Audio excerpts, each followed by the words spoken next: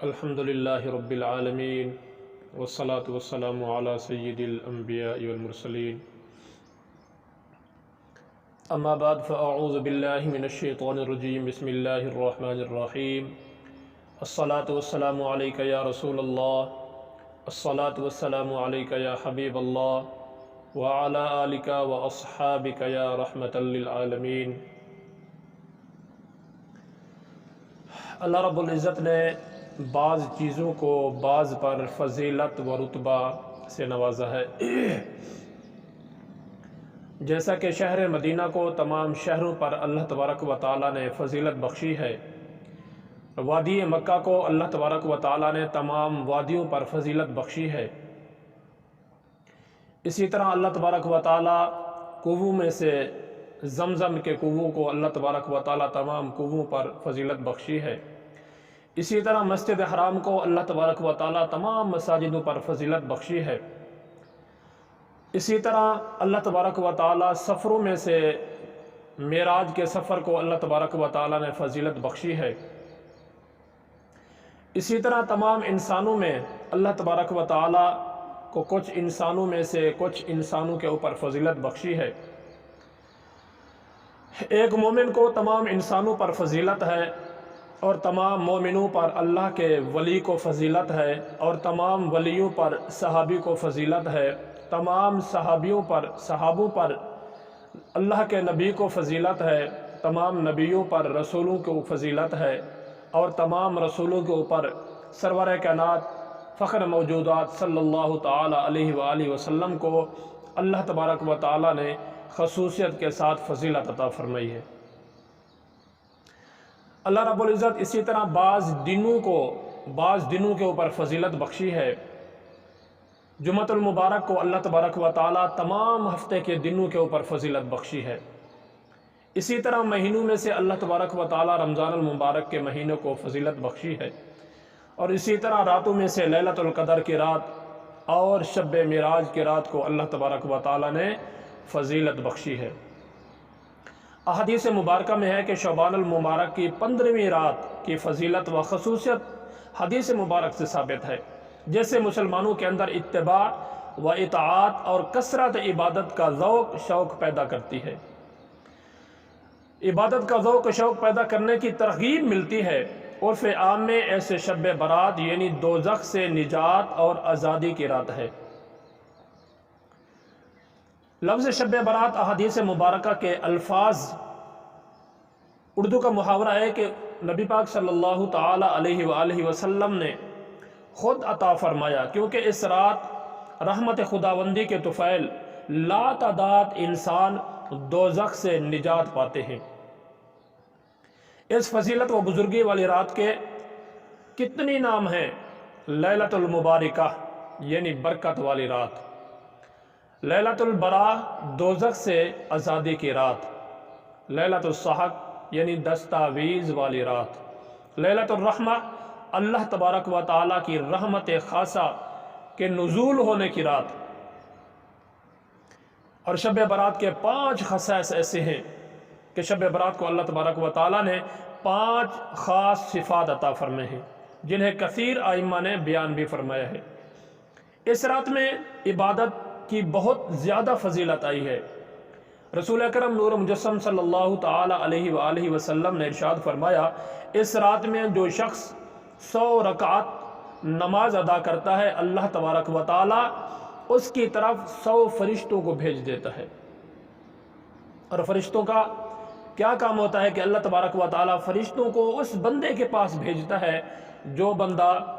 15ویں شعبان المبارک کی رات کو 100 رکعت نماز عطا فرماتا ہے، تو 100 فرشتے اس بندے کے پاس آتے ہیں، اور اس کے ساتھ کیا اللہ تبارک و تعالیٰ کام ذمہ لاتا ہے؟ روایت میں آتا ہے کہ 100 میں سے 30 فرشتے اسے جنت کی خوشبو دیتے رہتے ہیں۔ سبحان اللہ، یعنی جنت کی خوشخبری دیتے رہتے ہیں۔ اور اسی طرح 30 فرشتے اللہ تبارک و تعالیٰ جو بھیجتا ہے اسے جہنم کے عذاب سے بچاتے رہتے ہیں، محفوظ رکھتے ہیں جہنم کے عذاب سے۔ اور 30 فرشتے دنیاوی آفات بلیات سے اس بندے کی حفاظت کرتے ہیں، اور 10 فرشتے اللہ تبارک و تعالیٰ ان کے ذمہ کرم پر یہ کام عطا فرماتے تھے کہ 10 فرشتے اس بندے کو شیطانوں کے جال سے، شیطانوں کے چکروں سے محفوظ رکھتے ہیں۔ سبحان اللہ، یہ لیلۃ القدر شب معراج کی رات 15ویں شعبان المعظم کی 100 رکعت بندہ جب نماز پڑھتا ہے تو اللہ تبارک و تعالیٰ اسے یہ انعام عطا فرماتے کہ 100 فرشتے اس کے ذمہ، اس کے ساتھ ہو جاتے ہیں، اور مختلف طریقوں پر اللہ تبارک و تعالیٰ کے حکم پر وہ بندے،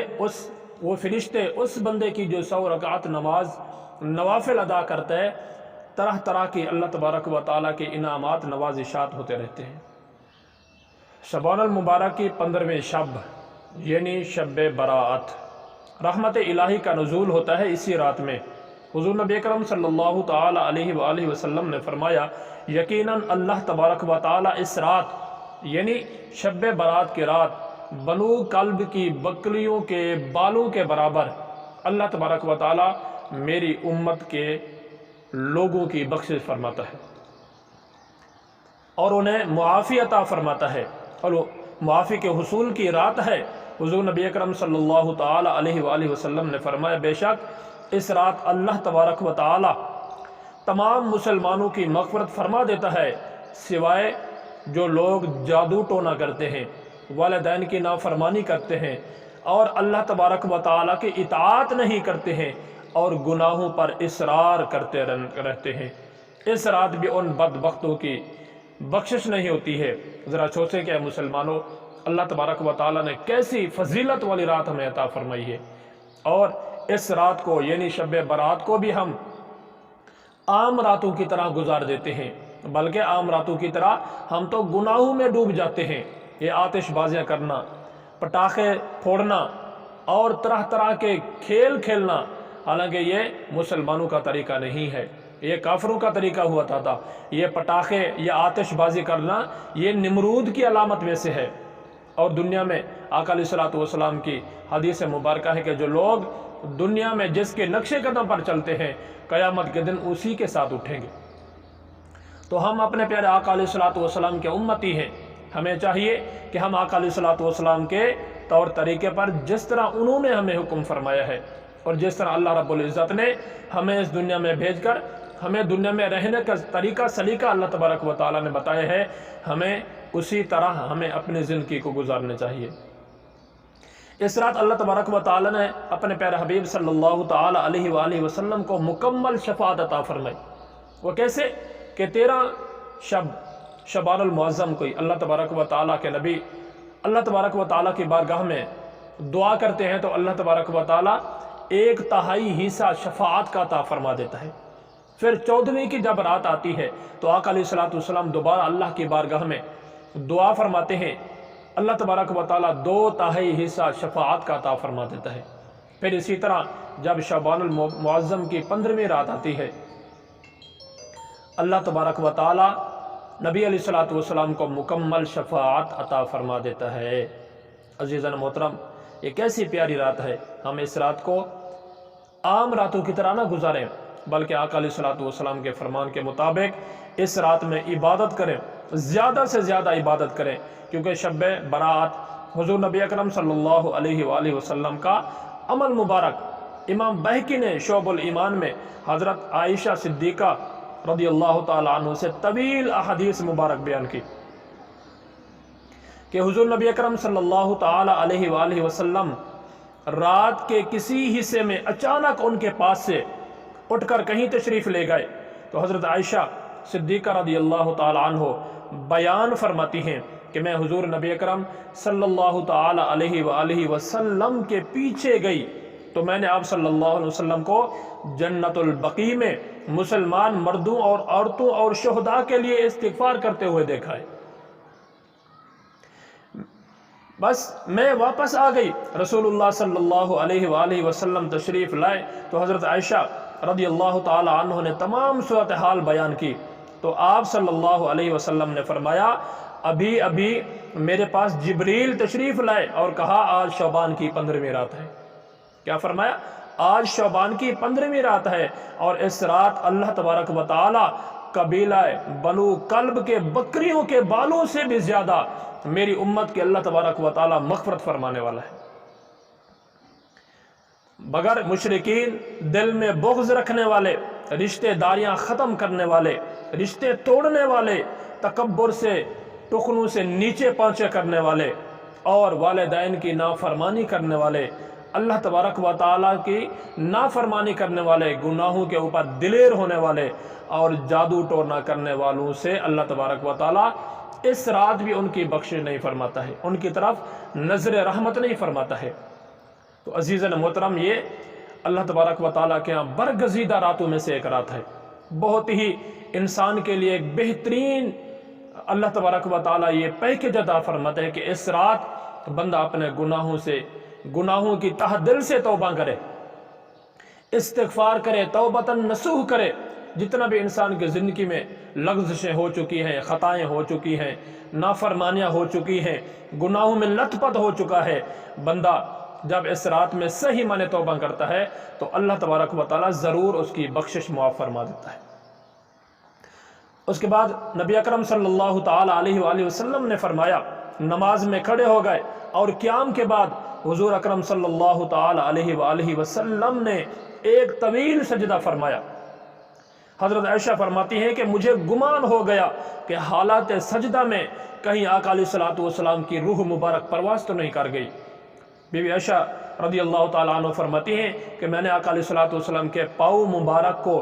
ہاتھ لگایا اور مجھے محسوس ہوا کہ آقا علیہ الصلوۃ والسلام اس دنیا پر موجود ہیں۔ تو حضرت عائشہ رضی اللہ تعالیٰ عنہ فرماتی ہیں کہ میرے دل کو تسلی ہو گئی اور میں خوش ہو گئی کہ آقا علیہ الصلوۃ والسلام ہمارے پاس موجود ہیں۔ تو آقا علیہ الصلوۃ والسلام نماز کی حالت میں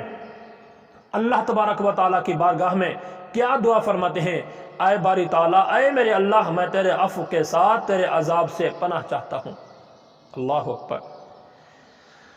تیری رضا کے ساتھ تیرے غضب سے پناہ چاہتا ہوں اور تیرے کرم کے ساتھ تیری ناراضگی سے پناہ چاہتا ہوں۔ اے باری تعالیٰ، میں کما حق ہوں، تیری تعریف نہیں بیان کر سکتا، تو ایسا ہے جسے تو نے خود اپنی تعریف بیان کی ہے۔ یعنی اللہ تبارک و تعالیٰ کی ایسی تعریف ہے، بے پناہ تعریفیں ہیں کہ آقا علیہ الصلوۃ والسلام نے فرمایا، باری تعالیٰ میں بھی تیری تعریف بیان نہیں کر سکتا ہوں،